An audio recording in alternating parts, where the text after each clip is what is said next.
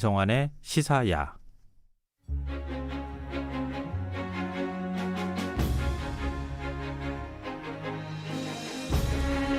문화재청이 새해 업무 계획을 통해서 문화재 줄 세우기를 더 이상 하지 않겠다 이렇게 선언을 했습니다. 문화재 지정번호제를 개선해서 수십 년간 계속되어 온 국보 1호 논쟁을 끝내겠다는 건데요. 이게 대체 어떤 이야기인지 오늘 흔적 역사 시간에서 자세히 살펴보겠습니다.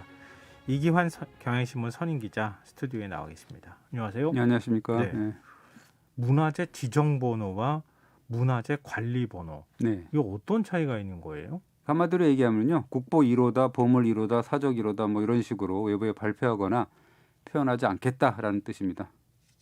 그럼 어떻게 하겠다는 거예요? 이제 방침은 아직 안 정했는데 정해지는 네. 대로 교과서나 공문서, 뭐 홈페이지라든가 도로 표지판, 문화재 안내판 뭐 이런 것에 이제 국보 1호 숭례문, 국보 70호 훈민정음은, 보물 1호 흥인지문 이런 식으로 이제 하지 않고 국보 숭례문, 국보 훈민정음, 보물 흥인지문 뭐 이런 식으로 하겠다는 겁니다. 그러니까 번호를 앞세우지 않겠다라는 거죠. 그러면 이거 우리나라 상식 문제 다 바꿔야 되는 거 아닌가요? 수능 문제도 바꾸고 학교 그 역사 시간에 예. 문제 내는 것도 이것도 유형도 다 달라져야 될 것 같은데요. 뭐 1호를 내지는 않지 않을까 싶은데요. 아니요, 많이 그런가요? 예, 상식 문제에서 많이 내요. 보물 1호는 어디고 예. 국보 1호는 어디냐 뭐 이런 거 하는데 이제 그런 건 의미가 없어지게 된다는 네, 얘기잖아요. 예. 이게 번호가 없어지는 게 어떤 의미가 있을까요? 이게 이제 문화재청 개선안을 보면은요, 문화재 지정 번호는 완전 폐지는 안 돼요. 그러니까 네. 앞으로도 국보, 보물, 사적 등을 지정을 할 때는 지정 번호는 부여를 합니다. 그 번호에 따라서 관리를 하겠다라는 건데 그것을 이제 외부에 공식적으로 발표하지 않겠다라는 의미가 되는 거죠. 근데 좀 궁금한 것이 네. 이렇게 문화재 번호를 붙이는 나라가 있어요? 그 문화재 번호를 붙인 나라는 뭐 지금 알려지기로는 남북한이 유일한 나라로 알려져 있는 거죠. 혹시 그 북한의 국보 1호가 뭔지 아세요? 아니, 잘 모르겠네요. 모르죠. 예. 뭐 많이들 모를 거예요. 그러니까 평양성인데요. 그리고 이제 국보 2호가 안악궁 성터, 그다음에 3호가 보통문, 4호가 대동문인 건데 이제 고구려 시대 때 축조된 건물터와 성터 등을 이제 지정을 했죠. 근데 이게 우리가 그 국보 1호 뭐 이렇게 네. 번호를 붙이는 건 일제 네. 강점기 시절에 그 일본의 영향을 받은 거 아닌가요? 근데 일본은 안 붙여요?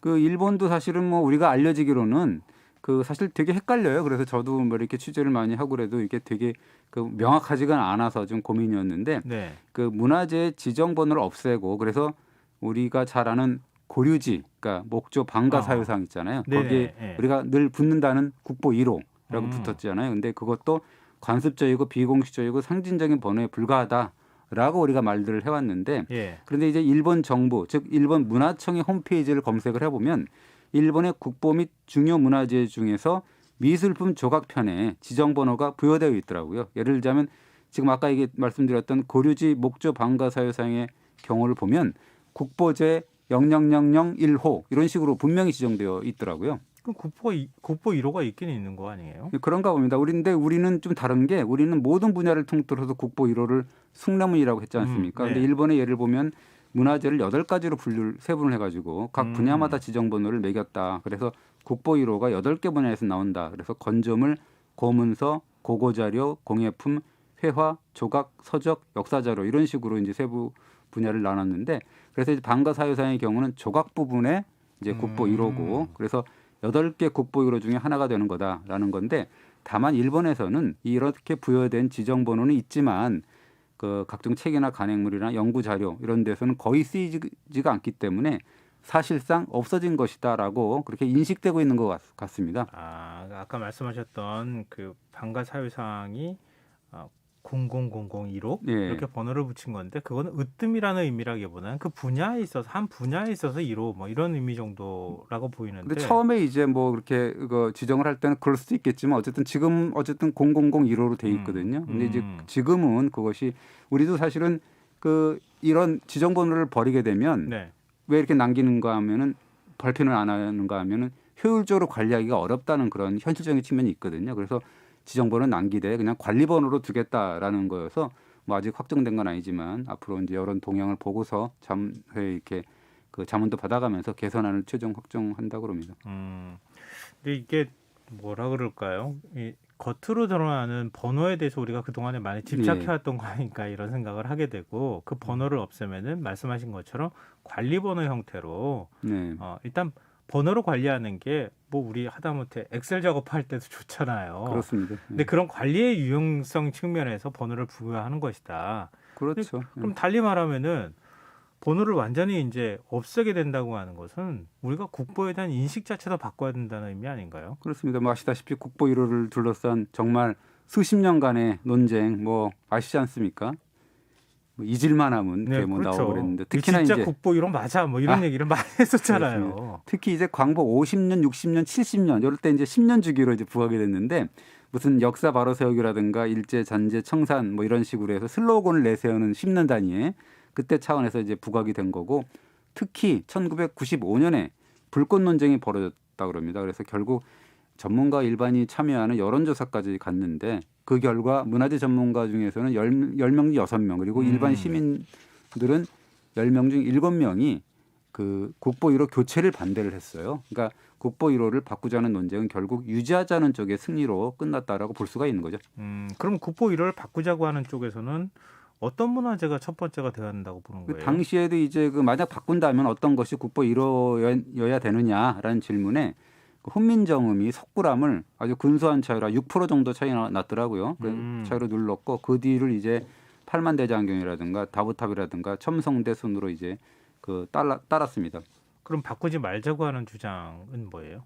그러니까 그거죠. 그러니까 훈민정음이나 석굴암의 역사적 가치는 뭐 필설로 다 할 수가 없다. 그건 맞다. 그러나 국보 1호, 2호, 3호라는 번호는 문화재의 서열을 매기는 것은 아니다라는 거고 국보 1호를 재지정할 경우에 기존 관념에 혼란을 준다. 국내 각종 자료나 기록을 고쳐야 되는 게 아니냐. 그리고 지금 훈민정음이나 석굴암이 중요하다고 해서 국보 1호를 그것으로 바꿨다가 훗날 더 좋은 문화유산이 나오면 또다시 바꿀 거냐라는 어떤 그런 논리가 먹힌 거라고 볼 수가 있죠. 지금 95년도에 아주 세게 논쟁이 한번 붙었었다고 그렇죠. 말씀하셨는데 그때 논쟁이 끝나지 않고 계속된 이유. 이 숭례문의 경우에는 그 숭례문 화재 발생한 게 영향을 미친 거예요. 그렇죠. 그 분명히 있습니다. 우리가 2008년에 정말 가슴 아프게 뭐 실황 중계로 보셨다시피 숭례문이 소실됐지 않았습니까? 그래서 누각 2층이 또 다 소실되고 1층 누각도 절반 정도가 훼손되고 그래서 당시에 아니 이렇게 불타고 훼손된 문화재를 국보 그것도 1호로 둘 수가 있느냐라는 논쟁이 벌어지고 그래 이제 문화재위원회에서 나서서 국보주의를 인정한 것은 원형 복구는 가능하다라는 측면이 고려가 되어 있는데요. 하지만 무슨 말이냐 이미 잃어버린 원형 아니냐 뭐 국보주의를 유지하는 것은 좋다. 그러나 한국 문화재의 상징인 국보 1호의 자격은 좀 그렇지 않느냐라는 반론이 계속되었던 거죠. 그 뭐 논쟁이 일어날 만하긴 한 상황이었는데 뭐 불에 타버렸으니까 그렇죠. 그래서 뭐 시민단체뿐만 아니라 국회의원들까지 나서서 뭐 국보 1호를 훈민정음으로 바꾸자는 그 줄기차는 주장이 있었고 그래서 뭐 이 무슨 청원도 올라가고 막 그랬거든요. 그래서 사실은 숭례문이 국보 1호가 된 거는 1962년부터인데 문화재 보호법이 제정되면서 그 지정제도가 생겨서 번호가 부여가 된 거거든요. 그러나 이 번호는 사실상 일제강점기인 1934년에 조선총독부가 부여했기 때문에 우리가 결국 일제의 잔재라고 우리가 할 수가 있다라는 거죠. 지금 뭐 숭례문 말씀 나누다 보니까 저도 지금 머릿속에 그 장면이 떠올라요. 뭐 기와장이 막 와르르 쏟아지면서 그렇죠. 너무 가슴 아팠죠. 2층 누각이 무너지는 장면을 생생히 지켜볼 수밖에 없었는데 지금 국보 1호 논쟁이 일어날 때마다 이 서열 매기는 게 아니다. 이렇게 얘기는 하고 있지만 실제로 우리 머릿속에는 서열을 매기고 있었단 말이에요. 그렇죠. 무슨 지금까지는 그래서 편의상 붙인 뭐 관리 번호다 이런 식의 얘기를 했는데 제가 그 예전에 기사를 쓰면서 그 이 조선총독부 1934년 8월 29일자 관보를 찾았어요. 그래서 이제 보고 거기 보면 아주 자세하게 나옵니다. 그걸 보면은 보물 1, 2호는 남대문과 동대문이고 3호는 보신각종이고 4호와 5호는 원각사 다층석탑과 원각사 B, 그다음에 6호와 7호는 중추호사 당간지주와 중추호사 3층 석탑, 그리고 8호는 북한산 진흥왕 순습이지만 9호와 11호는 개성 첨성대와 개성 남대문, 또 개성 연복사 종 이런 식으로 이제 번호를 붙였었거든요. 남대문과 동대문은 그 사대문을 통과하는 문이니까 네. 진흥왕 순수비를 빼면 또 같은 장소에 있는 문화재끼리 좀 이렇게 묶어놓은 느낌도 받는데요. 그래서 이제 일제 뭐 강점기부터 문화재 번호를 붙일 때는 그냥 편의상 비슷한 장소에 비슷한 문화재끼리 묶어서 붙인 것이다라는 주장이 계속 나왔던 거죠. 그러면 애초부터 논쟁이 이때부터 이미 그렇게 했다면 일어날 일도 없었던 것 같은데요. 근데 제가 지금 사실은 지금도 기억이 생생한데 네. 19년 전인데요. 2002년에 그 일본인인 그 오다 히데하루라는 사람이 쓴 서울대 석사 논문을 한번 받은 적이 있어요. 예. 거기 그 제목이 뭐였냐면 근대 한일 양국의 성곽 인식과 일본의 조선 식민지 정책이라는 논문인데요. 되게 흥미로운 대목이 많은데 그때 당시에 몇 개 그 언론사에서 이제 기사로 다루고 막 그랬었던 건 기억이 나는데요. 저도 물론 처음 다뤘던 것 같아요. 네. 근데 일제가 남대문을 비롯해서 조선시대 기념물들을 어떤 시각으로 봤는지를 분명히 알 수가 있는데요. 이 요컨대 일본인들이 숭례문과 흥인지문을 보물 1, 2호로 당시에 그 지정한 이유가 있더라고요. 어떤 이유요? 그러니까 그 1905년에 을사늑약으로 조선이 일본의 보국으로 이제 전락을 하잖아요. 네. 그 당시에 일본은 용산에 40만에서 50만 규모의 신도시를 개발한다는 계획을 세웠습니다. 지난번에 제가 서대문을 말씀을 드리면서 아마 이런 내용을 잠깐 설명을 드린 적이 있는데요. 이런 용산에 신도시를 개발한다는 계획을 세워가지고 그 와중에 조선군 사령관인 하세가와 요시미치가 남대문을 파괴하자라는 말을 해요. 네. 그러니까 왜냐하면 숭례문이 조선 왕조의 정문이기도 하고 조선의 상징이기도 하지만 군대 포차가 왕래하기도 힘들고 신도시 개발이 되면 도로를 건설하는데도 걸림돌이 된다라는 건데 심지어는 이 하세가와가 철거 예산도 부족하니까 그냥 포격으로 부수자라는 제안까지 했더라고요.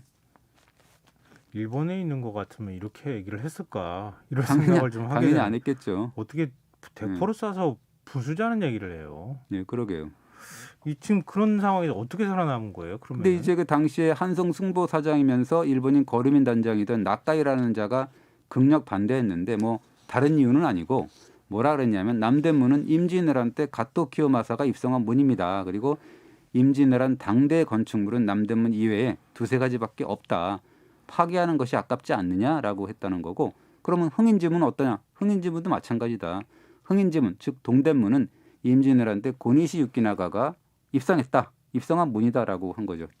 그러면 이런 숭례문 흥인지문을 보존하고 보물 1, 2호로 올려놓은 의도가 뭐예요? 근데 이게 이제 그 아까 그 일본인 연구자가 예. 석사 논문을 했다라는 그런 거잖아요. 한국인 연구자도 아니고. 예. 그러니까 어떻게 보면 그 논문에서 이렇게 보면은 뭐 고개가 뭐 이렇게 좀 끄덕이는 게 있습니다. 일본과 관련이 없는 도니문 즉 서대문을 비롯해서 서소문, 동소문 이런 것들은 속절없이 다 철거가 되거든요. 네네. 그리고 다른 지방도 마찬가지예요. 북한도 예외가 아닌데요. 지금 북한의 국보인 평양성의 여러 문화재도 역시 임진왜란이나 혹은 청일전쟁 때 일본군의 승전과 관련된 곳이어서 보존되었거든요. 그러니까 현무문이라든가 칠성문, 보통문, 모란대, 을밀대, 만수대인데요. 특히 현무문의 경우는 이렇게 설명이 되어 있습니다. 청일전쟁 때 1등병인 하라다 주키치가 빗발찌는 탄환 아래서 돌진해서 문을 연 곳이다라는 거고 보통문은 청일전쟁 때 노스 미치스라의 사단 본대가 진격해서 평양을 점령한 것이다라는 이유로 대접을 받았고요. 영광정이라는 거는 임진왜란 때 고니시 유키나가와 명나라 사신 심유경이 회담했던 곳이다라는 곳이어서 보존됐다라고 하는 게 이제 그 논문에 나와 있습니다. 그러니까 자기들이 역사를 새로 쓰려고 했던 거네요. 예, 그래서 그렇죠. 역사를 새로 쓰는 데 있어서 뭐 예를 들면은 문화재 지정 번호를 매겼다고 하는 건데 네. 그러면은 이 번호가 단순한 일련 번호라고 생각되지는 않는데요. 그래서 제가 그 1938년 11월 26일째 동아일보를 보면은요. 그 봤는데 거기 보면 일제 의도를 분명히 알 수가 있는 게 이렇게 나와요. 101종을 문화재로 새로 지정을 했는데 이번에 지정되는 것은 내선 일체의 관념을 적확히 표명한 것이라 주목을 끌고 있다라는 기사였거든요. 그러니까 사적의 경우 창녕과 김해, 고령, 함안의 가야산성 및 고분군을 지정을 했는데요. 이런 것들은 일제가 임나 일본 부서를 입증할 유적으로 꼽았습니다. 그래서 그 당시에 사적 지정 이유를 보면은 임나 일본부 관계 사적이라고 분명히 기재가 되어 있습니다. 참, 내선일체 임나 일본 부설 참 지겹도록 듣는 얘기네요. 네, 그렇습니다. 그래서 그것뿐만 아니라 임진왜란 때 일본인이 이제 쌓은 성도 문화재가 됐는데 가장 대표적인 예가 경남 양산 물금의 증산성인데요. 그것은 이제 문록 경장력 관계 고적이다라고 했어요. 문록 경장력이라는 거는 임진왜란을 얘기를 하거든요. 임진왜란 때 고적이다라는 이름이 붙었는데요.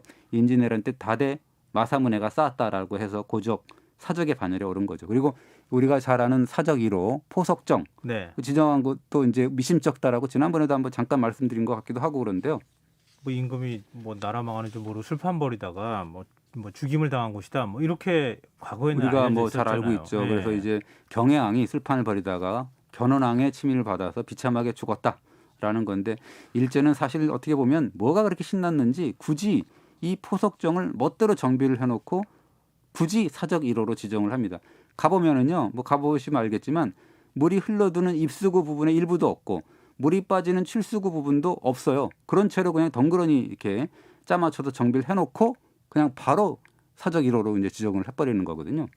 이건 뭐예요? 우리 입장으로서는 그 일제 입장으로서는 당시 조선 당신들의 역사는 이 정도밖에 안 돼. 뭐 이런 거를 정체성 그다음에 패배주의를 이제 심어주려고 그랬다라고 볼 수가 있다라고 우리가 생각할 수가 있는 거죠.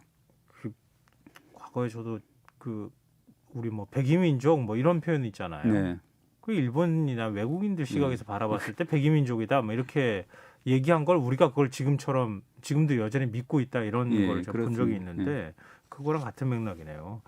근데 일제가 지정한 번호를 그럼 우리는 왜 해방 이후에 일제 흔적을 지우는 일들을 많이 했는데 왜 그대로 둔 거예요? 그 편의상 그랬던 게 아닌가 행정 편의가 아닌가 생각이 드는데 그 일제 같은 경우는 사실은 한국문화재 국보는 없었어요. 그러니까 보물 아까도 1, 2호라고 그랬잖아요. 네. 그 남대문하고 동대문 1, 2호라고 한 이유는 뭐냐면 너네들은 식민지니까 국보가 있을 필요가 없다라는 거예요. 일본에만 국보가 있으면 되고 조선 식민지 조선은 보물만 있으면 되겠다라 해서 보물만 있었거든요. 네. 그런데 굳이 그거를 1962년에 해방 뒤에 문화재보호법 제정하면서 뭐 숭례문을 국보 1호로 하고 보물 2호였던 동대문은 또 보물 1호로 하고 이런 식으로 이제 했다는 거고 또 포석정은 그냥 사적 1호로 그냥 또 올려놓고 이런 식으로 했다는 건데 그래서 일제의 지정번호를 답습했다라는 비판을 충분히 받을 수가 있는 거죠.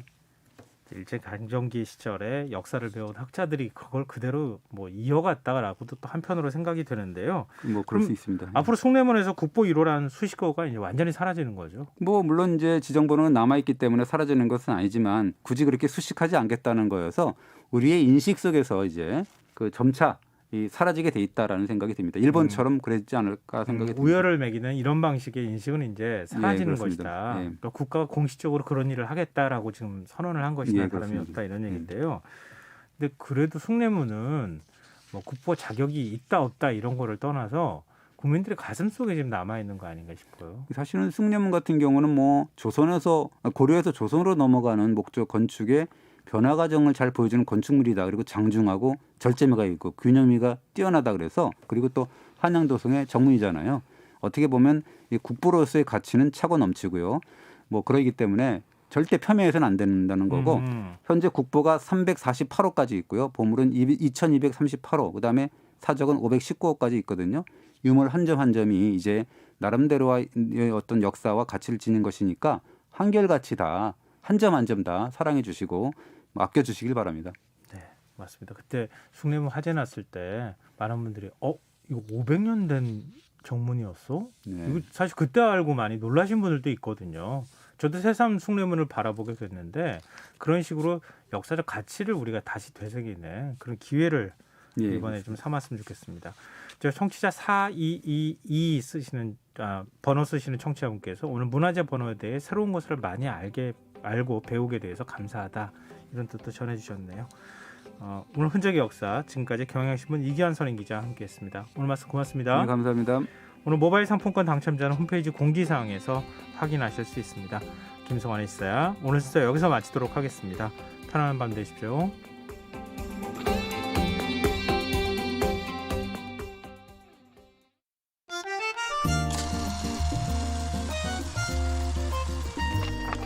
백은하의 영화관, 정여울의 도서관.